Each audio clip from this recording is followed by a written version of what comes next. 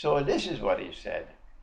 And the Prophet Noah alayhi salam, the Prophet Noah, he also warned his people about Dajjal. But this is Nabi Muhammad alayhi salatu wasalam speaking, I am going to tell you something about Dajjal which no one has said before me.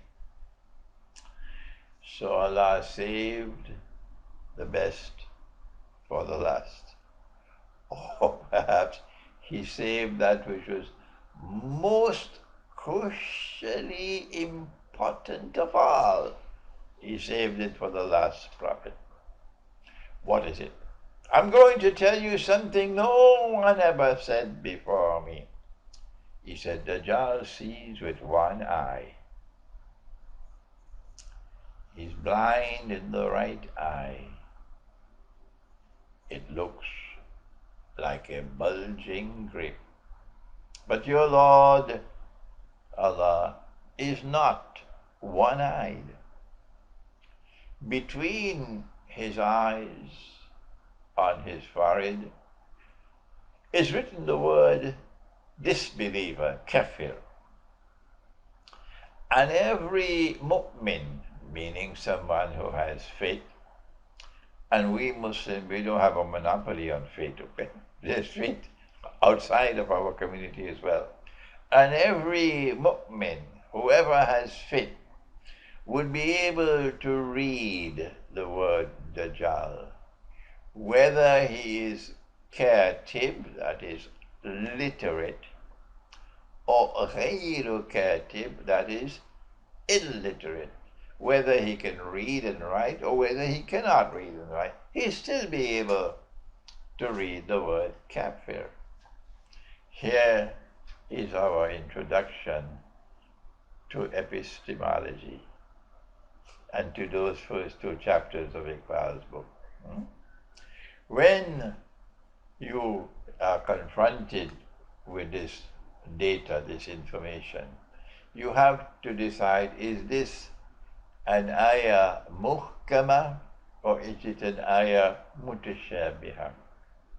Is it like the barefooted shepherds and the tall buildings, or is it like the slave woman giving birth to her mistress needs interpretation? And the answer is, if you consider this to be plain and clear, then when Dajjal appears in Jerusalem, I may not live to see it, but you may live to see it. And he declares that I am the Messiah.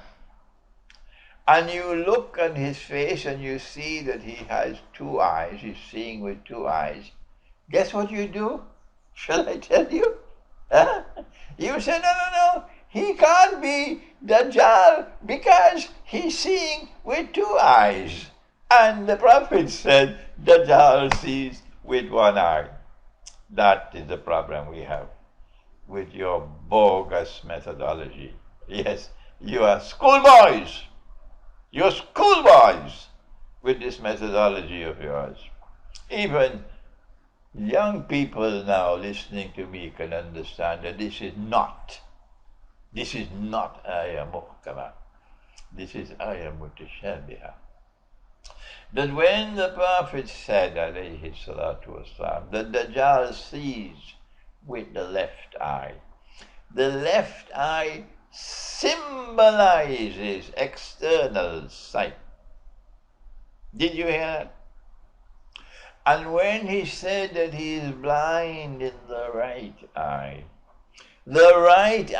symbolizes, the right eye symbolizes that he is internally blind. And all those who followed Dajjal would also be internally blind. We're seeing a lot of people following Dajjal in this lockdown.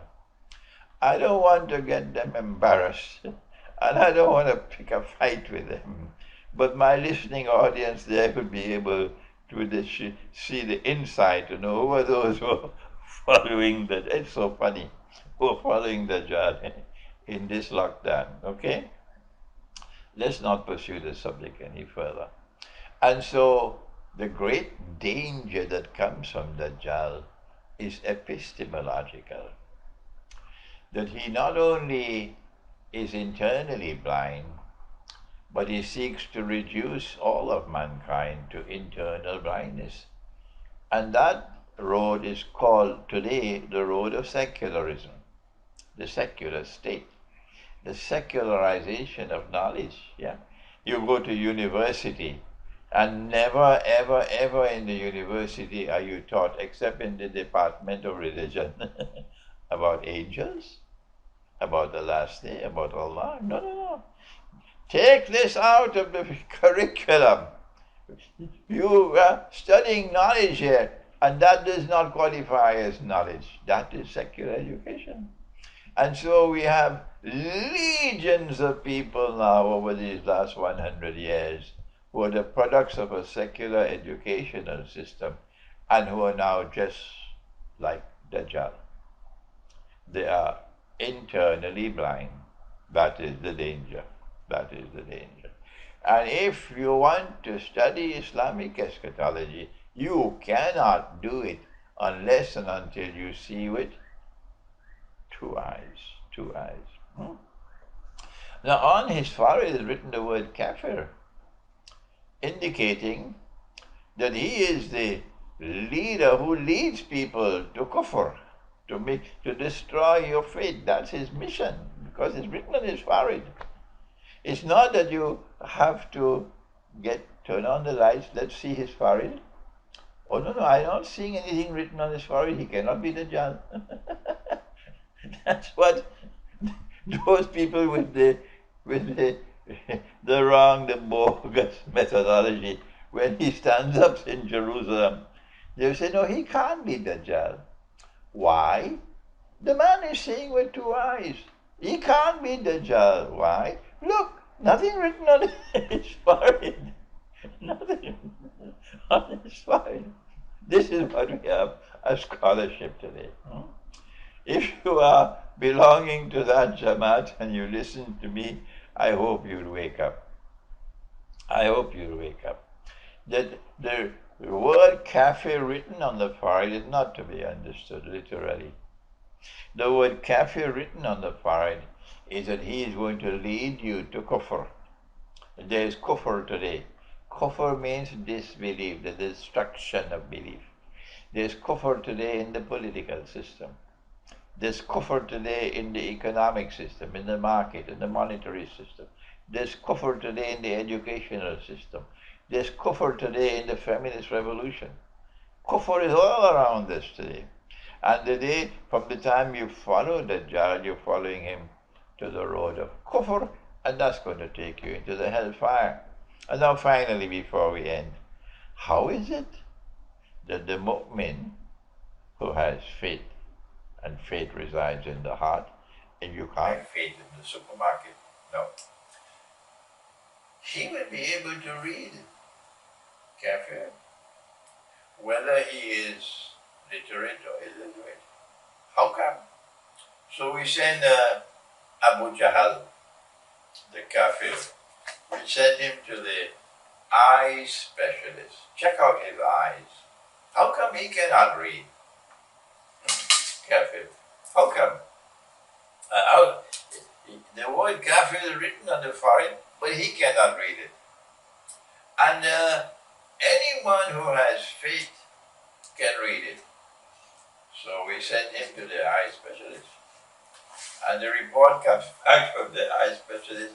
Oh, nothing wrong with him. He got perfect vision. He got 20/20 vision. So then the question arises, why is it that he cannot read and he can read? Did you hear the question? Why is it that he cannot read but he can read? And to answer that question, we have to ask the question that you already heard before. Do we have any other eyes besides these eyes?